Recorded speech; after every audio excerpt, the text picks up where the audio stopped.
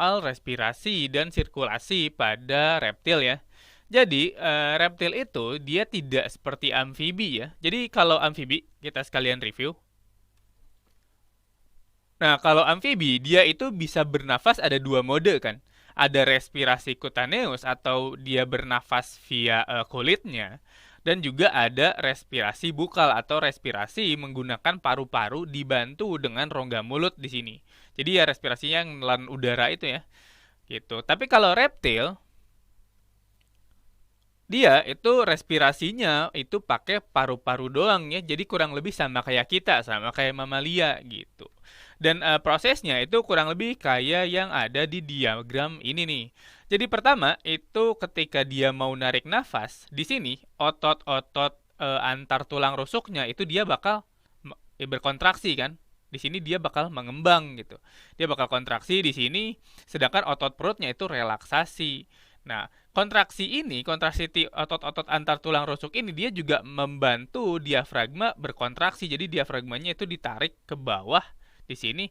Otomatis si paru-parunya itu mengembang. Ketika paru-paru mengembang, udara dari luar itu dia masuk ke dalam paru-paru ini.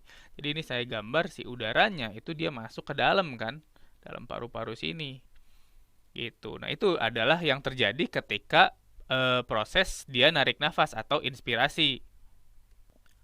Jadi di sini bisa kita tulis bahwa ketika otot rusuk dan diafragmanya itu kontraksi, udara itu bakal masuk karena paru-parunya mengembang gitu. Itu yang terjadi pada saat si reptil itu ketika narik nafas ya, ketika inspirasi. Nah, sebaliknya ketika ekspirasi atau ketika dia mau buang nafas, itu terjadi ya sebaliknya. Jadi si ininya ya, si otot perutnya yang kontraksi, si otot rusuk dan diafragmanya itu relaksasi, dia balik lagi nih ke sini. Dan proses ini dia menekan paru-paru. Jadi paru-parunya itu mengempis, otomatis si udaranya itu dibuang keluar. Gitu. Jadi di sini saya gambar panas-panas si udaranya ya, dia dibuang keluar karena didorong oleh oleh si diafragma ini, dia didorong gitu. Jadi kempis kan di sini kan. Jadi ini sempit, udaranya kebuang keluar gitu. Jadi bisa saya tulis di sini otot perut kontraksi, lalu dia mengakibatkan diafragma relaksasi, maka udaranya keluar gitu. Nah, di sini yang membedakan antara pernafasan atau respirasi pada reptil dengan pada mamalia itu adalah ininya sebenarnya.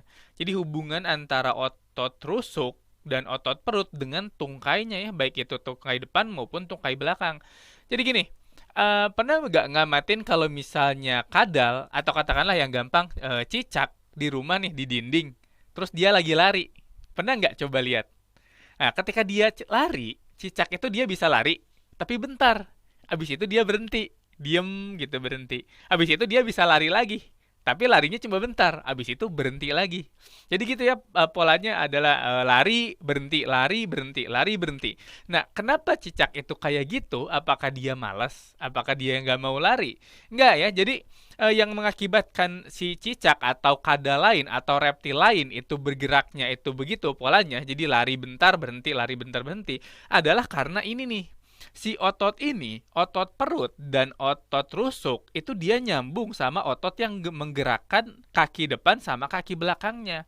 Artinya kalau misalnya si reptil itu dia lagi gerak, dia agak mengalami gangguan pernafasan gitu. Jadi dia nggak bisa bernafas, baik itu narik nafas ataupun buang nafas secara lancar ketika dia gerak.